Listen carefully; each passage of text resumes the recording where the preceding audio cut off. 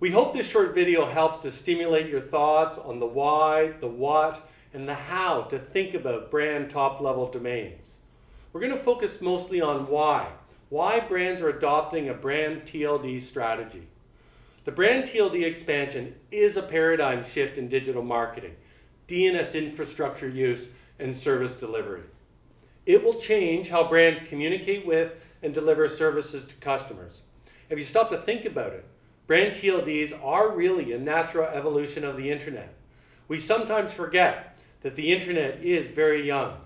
Many paradigm shifts are yet to come, and this is simply one. Already we're seeing brands go live. I know firsthand that others are preparing for launch. For reference, we've produced a simple showcase microsite that shows several dozen brands and what they're doing today. Simply go to brandtld.news and have a look. Some are simple test and learn initiatives. Others, like BNP Paribas, are in full digital transformation mode. These are the first movers. They are already gaining a market advantage with experience and learning. The digital transformation is here. It may take some time, but it is starting to happen. I think this quote from Bill Gates is quite relevant. We always overestimate the change that will take place in the next 2 years, but underestimate the change that will take place in the next 10. He goes on to say, don't be lulled into inaction because seemingly nothing's happening. If you think about the internet's initial flourishing, let's say 1998 to 2008, everybody thought it would happen immediately, but it took time. And then suddenly, everything is different. New opportunities emerge, new companies were formed, and those companies that took no action got left behind. Mobile and social are two other great examples. Brand TLDs, in my view, will be similar. So I thought I'd share how my thoughts began to gel on this subject. And perhaps through my journey, it'll help you and your teams advance your thinking. My background is in domains, web services, and digital marketing, dating back to the 1990s. I know that domain portfolios are a pain to manage firsthand. They're hard to understand technically, there's a lot of regulation, they're costly, they often involve several registrars, several name servers, and the data is typically invisible to manage. And if you can't see it, you can't manage it. They are also the very foundation of the brand's digital footprint, both as communication tools and underlying network infrastructure, the DNS. When ICANN launched the new top-level domain program, we found out that 1,930 applications were submitted from all over the world. Generics, geographics, community TLDs, IDNs, and over 600 were brands. I was absolutely floored. Larry Page saw it early, and Google applied for 101. What really struck me were the brand top-level domains. I couldn't stop thinking about it. What does this mean? How's it going to change the internet? What are the new communication and technical capabilities? How will brands use them to improve the customer success, drive business growth, innovate with communications, service delivery, and security? What are the brand protection challenges and benefits? How will that change? Do brands even understand what they just spent hundreds of thousands of dollars to acquire? The answer was clearly no, but the other questions still remained. Knowing what I know about domains, digital marketing, and the DNS, I knew this would change everything, but it was still a puzzle to try to unravel. My first thought was complexity and how that will grow by orders of magnitude. I felt sorry for the intellectual property teams. It was their worst nightmare. Already brand protection workload and costs are high. And for the IP manager who holds a large or even a modest number of domains for defensive purposes, if they continue with that current practice, the effort and costs would go through the roof. So that won't work. If they do not continue with that practice, they expose their brand to new threats. This is also unacceptable. And even with ICANN working groups on IP mechanisms, the whack-a-mole game of hundreds and soon to be thousands of GTLDs are going to be a big business problem. There are simply too many vectors for infringement. So what a conundrum for the IP teams. What should they do? And then the light bulb came on. Brand TLDs are the solution to fight against nefarious actors. It's an elegant solution. It's cheaper, it's better, it's bulletproof, it's authentic, trusted, controlled, and secured space. Set it up and educate your markets. Over time, reduce brand protection costs and efforts and improve the efficacy of those efforts. Many companies are starting to figure this out already. Just ask your CEO, what if we could put a moat around our brand? Would we do it? You bet we'd do it.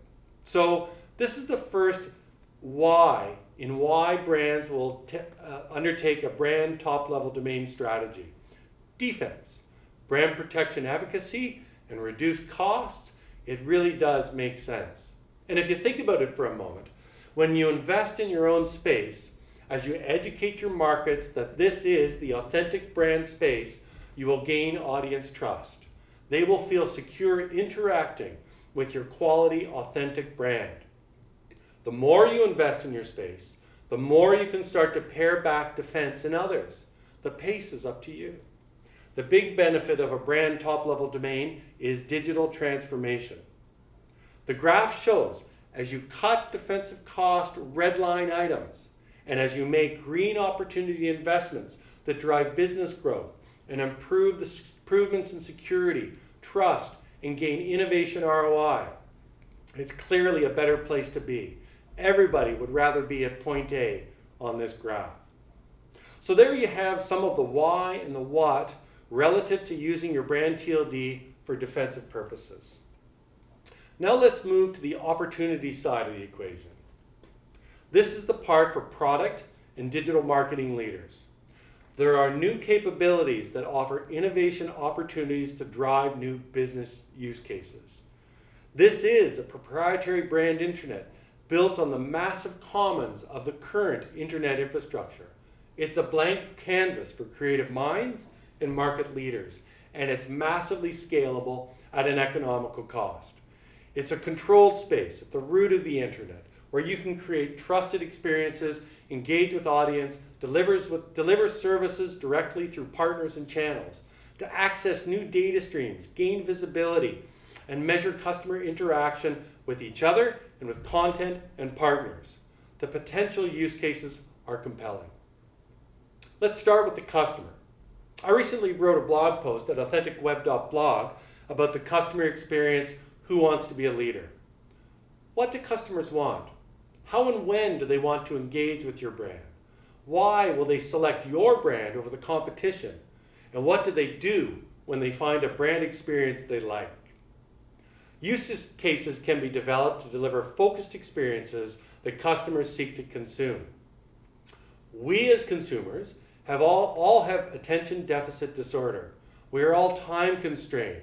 We want concise language and experience to provide to us what we want, when we want it, with ease and convenience.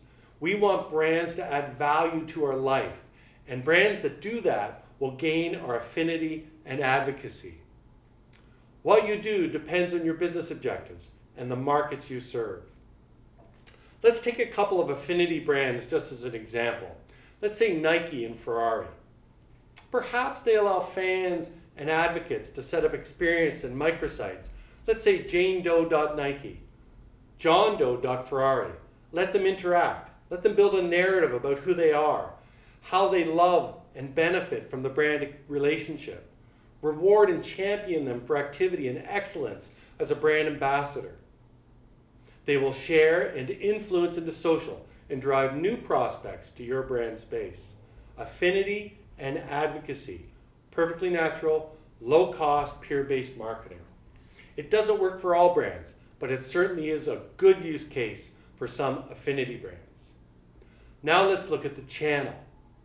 The channel represents your brand's point of presence in the market. They sell and they service your customers.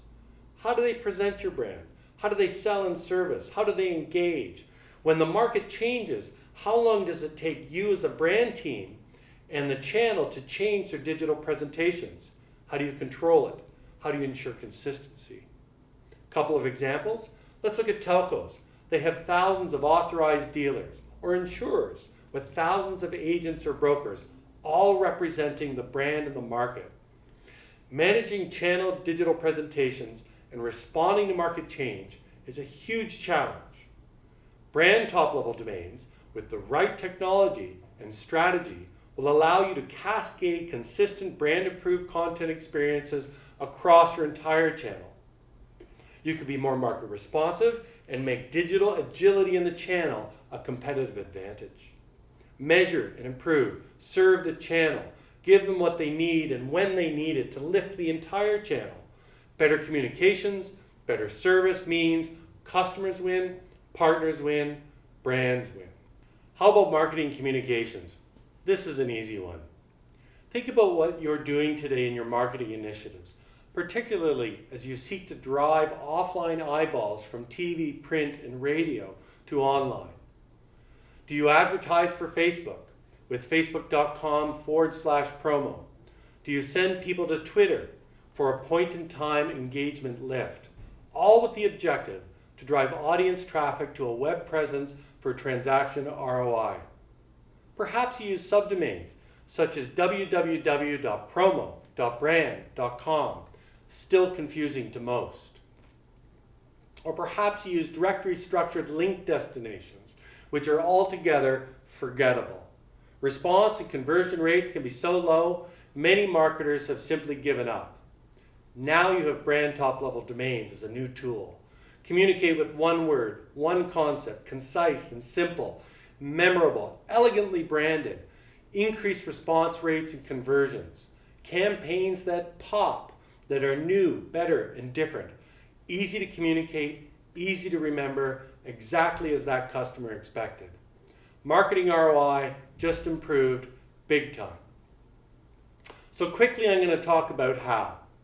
How do you move a big ship like a brand? The first step is to gain executive sponsorship with a vision. Once you have that, use a product introduction process.